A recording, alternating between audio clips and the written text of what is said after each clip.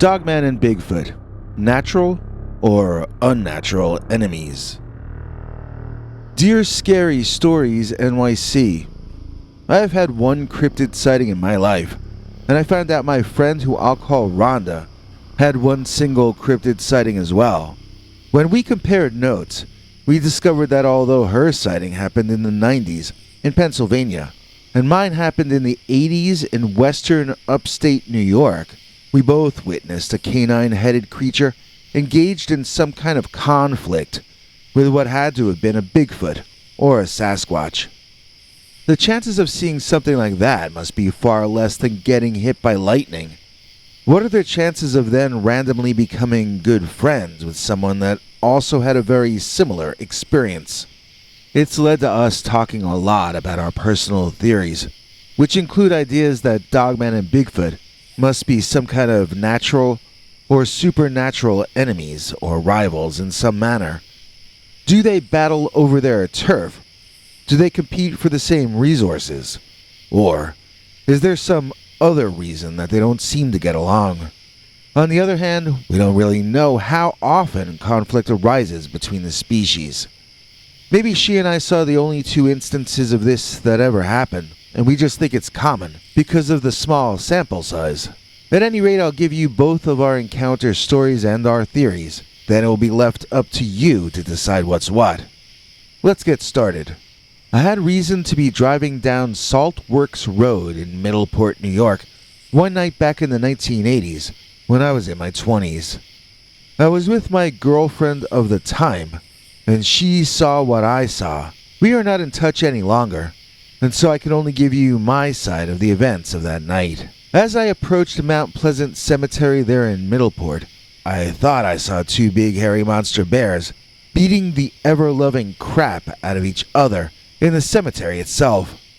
I slowed my car down and pulled to the right side to be as far from the site as possible while viewing the area. And I noticed that the creatures were not bears, and they were not in the cemetery itself, but just past it. I was about to open my car door and stand outside to get a better view of the action when I saw both animals fall into the cemetery itself and continue struggling between the tombstones and monuments.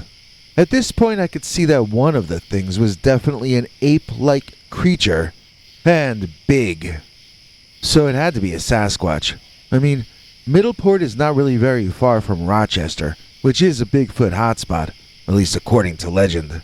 The other animal was not a Bigfoot, however. It was something very different. I had not yet heard of the Dogman in those days, so I guess I must have called it a werewolf or something like that. Its head really was like a wolf head, though.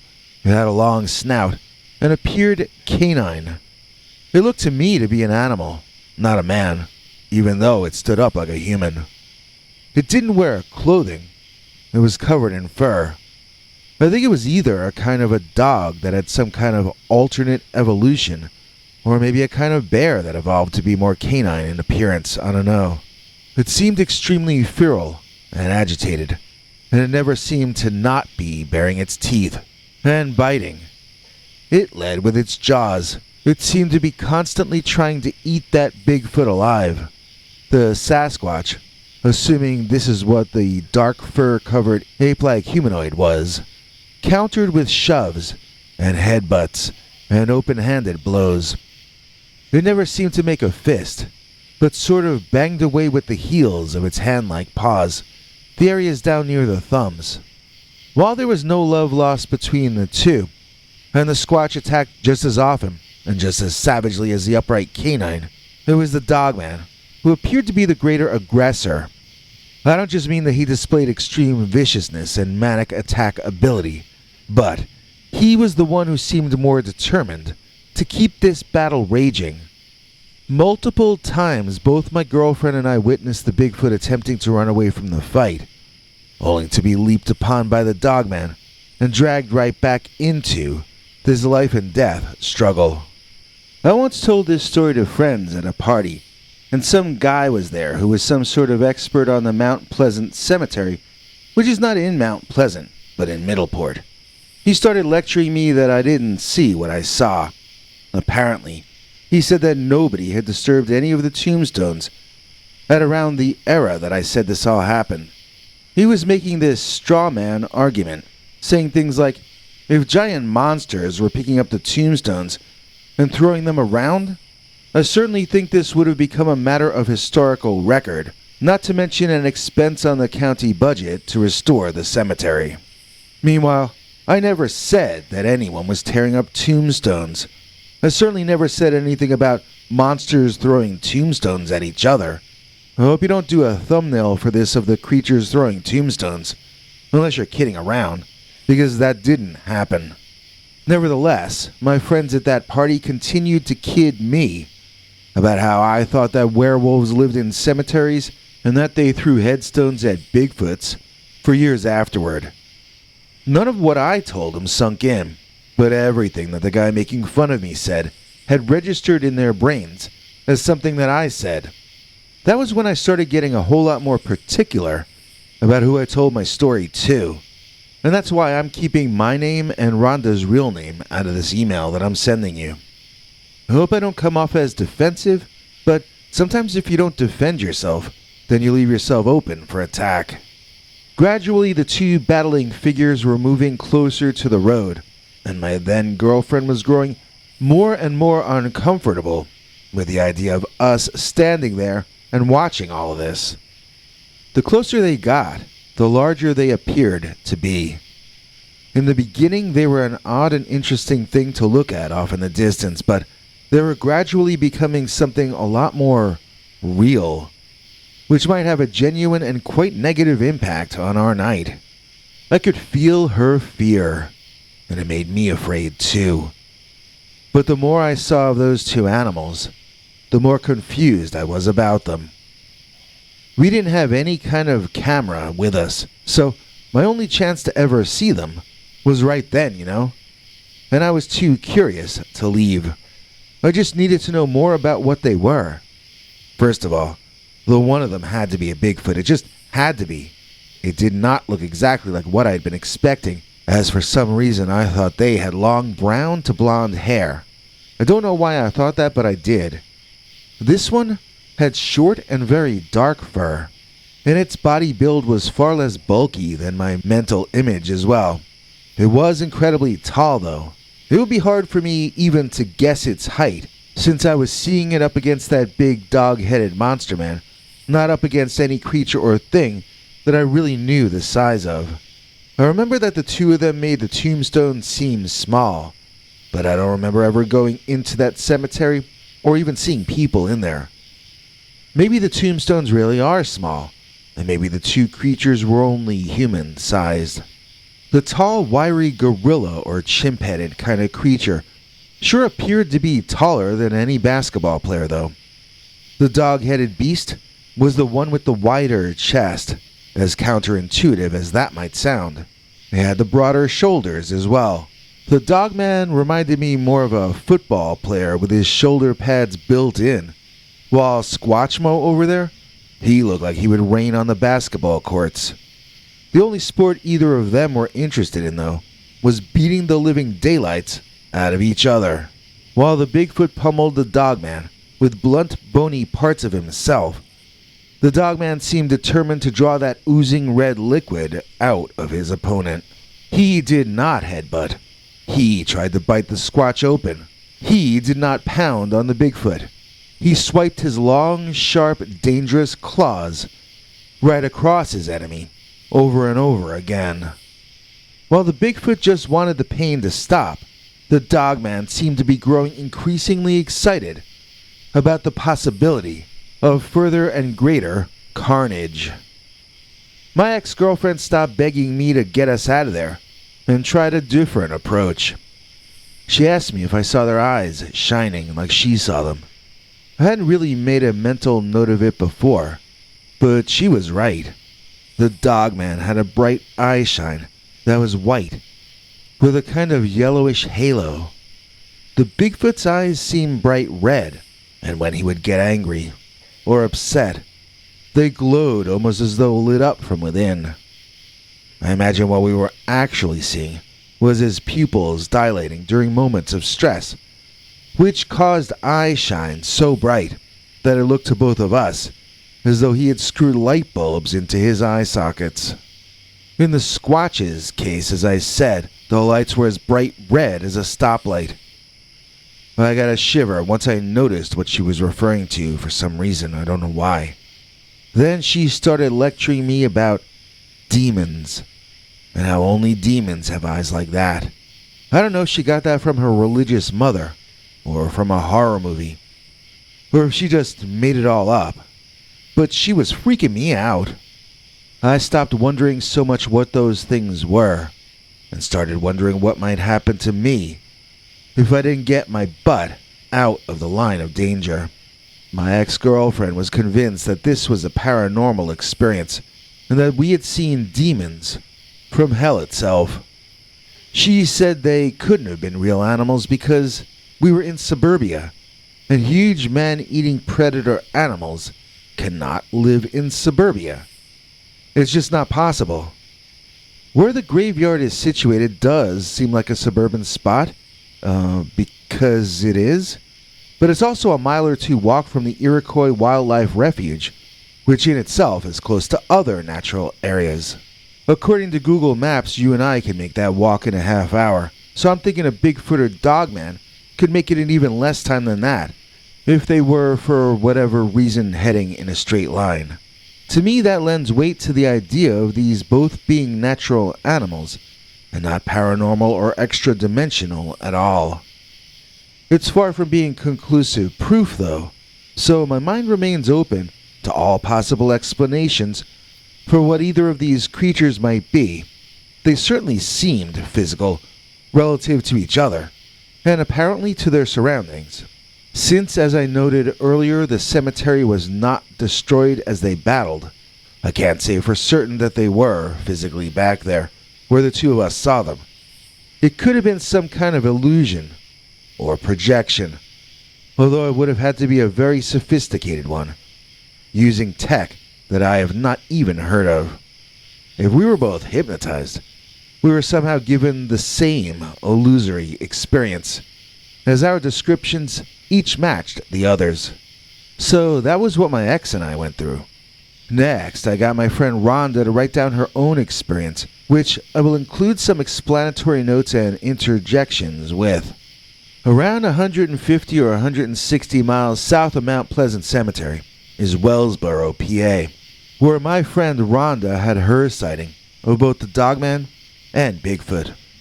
As I indicated earlier, though, this experience was scary in a different way from mine. So here's an extended excerpt from an email she gave me permission to use, written in her own words. I was living in Wellsboro, PA with some friends for a few weeks due to a personal family issue, and I suppose the time frame would have been 1998 in the autumn or early winter. Wellsboro is a square of land that's fairly well populated by us humans, yet also has a lot of little tiny woodlands scattered through it.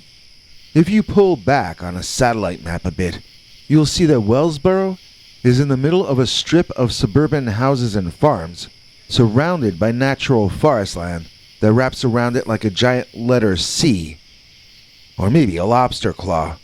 To the north, west, and south are places like Cotton Point State Park, Cherry Springs State Park, Susquehannock State Park, Elk State Forest, Hammersley Wild Area, Cinemahoning State Park, Elk State Forest, State Game Lands number 68, 75, 89, and 208. There is also a Wolf Run Wilderness area and, well, I could actually continue going on for a while, but I think you get the idea. I don't agree with you that these are just two normal natural animals living in the woods like bears and squirrels, but there is a lot of nature all around that area that the beasts could have wandered in from if they smelled some barbecue cooking or something like that. I don't believe this is what I witnessed, but I will concede your point from the previous email, that Wellsboro has some very wild and natural areas surrounding it in 3 out of 4 directions. I was asked by the mother of the family I was staying with to take her car and go down to the school, to pick her son up from some after-school activity he was involved with. I got there early because I had nothing else to do, and as I was parked there daydreaming, I kept thinking I was seeing motion down past the end of the street, where there was some wooded land. I thought I was seeing some of the trees reacting to a windstorm, but it only seemed to affect one tree at a time. Having nothing else to do, I locked up the car and I walked down Sherman Street, wanting to see what was happening down there. The road goes into the woods, and there's a clear cut in there that extends for some ways. It was there that I saw the creatures that you have also witnessed. Now, I agree with your ex-girlfriend that these must have been paranormal, or from another reality, or something out of the ordinary like that. They stood like men. Their eyes glowed like demons. Animals don't generally do either of those things very often, and certainly not continually. Unlike the beasts that you witnessed, mine just circled each other slowly, staring into the other one's eyes. They never looked away. I wasn't sure they were even blinking. They would walk sideways and backward, occasionally slamming hard into trees, and thereby causing the leaves on the top to sway back and forth. The creatures seemed so massive and strong that some of the trees almost uprooted themselves when the beasts hit into them accidentally. One of the animals I was seeing was something like a black-furred gorilla, but with much better posture, and taller than any human I've ever met. The other one seemed like a dog on steroids, but he was also an upright walking creature. Neither of the figures seemed to want to get any closer to the other, hence their continual staring into the other one's eyes, and their lack of care about what they crashed into or stomped on in their effort to keep themselves equally distant from the other at all times. I stood there transfixed, looking at a scene that made no sense to me at all. Then I checked my watch and realized I'd better get back to the car and pick that kid up. So I did.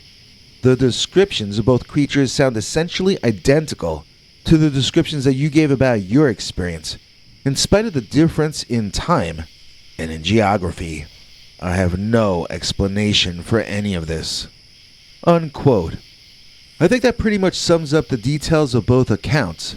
Before I go, I'd like to leave you with one more question. Could Rhonda and I have been drawn to each other because of our previous cryptid encounters? And if so, was it because somehow we each sensed the other had a similar experience? Or were we somehow directed toward each other by, well, I'm not sure what. Maybe I'm asking if we were thrown together by the same directors of fate who tossed each of us into the path of these cryptids. Or maybe I'm asking if the Squatch or the Dogman somehow themselves wanted the two of us to get together and talk. Could it be that this phenomenon or phenomena or intelligence or intelligences, could it or they want us to discover more about them? Do they want us curious enough to find out more? Maybe they want us to communicate with them. I mean, they might possibly have been communicating with us all along, but we've just been too dense to translate the messages or understand the source. When I was younger, I assumed that the smartest people in the world were hard at work figuring everything out, and that they explained things to the rest of us on a need-to-know basis. In adulthood, however, all I've seen are charlatans and carnival barkers assuming positions of authority to gain more wealth and power for themselves and their cronies. The leaders of human culture in current day wouldn't understand a message from another intelligence unless it came up and offered them a bribe. That's the only language our so-called leaders can speak with any fluency at all. So if there is a way to communicate with cryptid intelligences, assuming such things actually exist, I would say it would be something more likely to be accomplished by someone like you or me, some non-accredited layman, than by any huge research facility with corporate funding. People should stop asking for disclosure from big business or government and ghosts start to find things out for themselves. Then we can decide what to disclose to them. Anyway, I can dream, can I?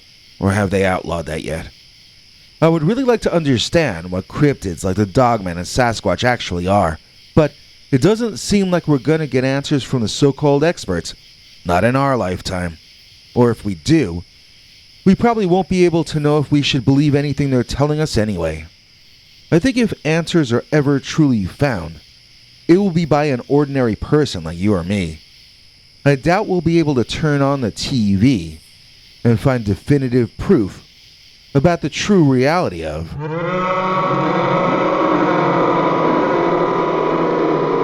Dogman and Bigfoot. Natural or unnatural enemies? Well, I believe we got 3 different requests that we released yesterday's video thumbnail as a t-shirt. So here we go with some of exactly that. We've got short sleeves, we've got long sleeves, we got some with the titles and some with just the image of that handsome Dogman. If you'd like us to do something specific, just let us know. And in the meantime, the link to the designs we have online is in the description. I believe if you order now, you should get it in time for Christmas. Thanks for letting us know what you want to see. KC Brat, up to bat. She hits it to the waterfalls just like that. Please join me in thanking one of our newest channel members, KC Brat. KC gets to see our weekly secret uncensored Dogman stories and our over 25 hours of secret uncensored archived Dogman stories as well. Here to explain all the deets is our international TV spokesmongrel, Henry Dogman. Thank you. Thanks, Biggie. And thanks to all of you for watching this far. If you liked it, please click like. If you'd like to see more of our work, please subscribe. And also click that bell icon if you'd like to be notified when we put out a new episode. To become an executive producer, you can donate to us through the thanks button under each of our videos or through our paypal.me/PeterBernard209 page.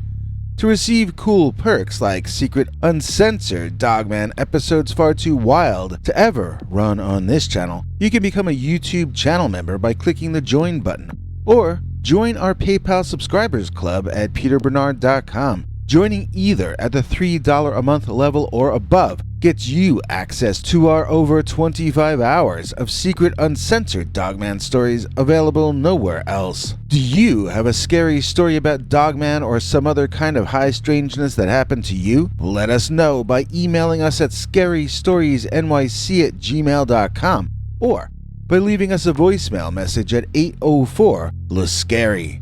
You may need to call back on that one. It cuts off after I think 3 minutes. And if you don't want to do any of that stuff, thank you for simply watching to the end. Good night, and have a scary tomorrow.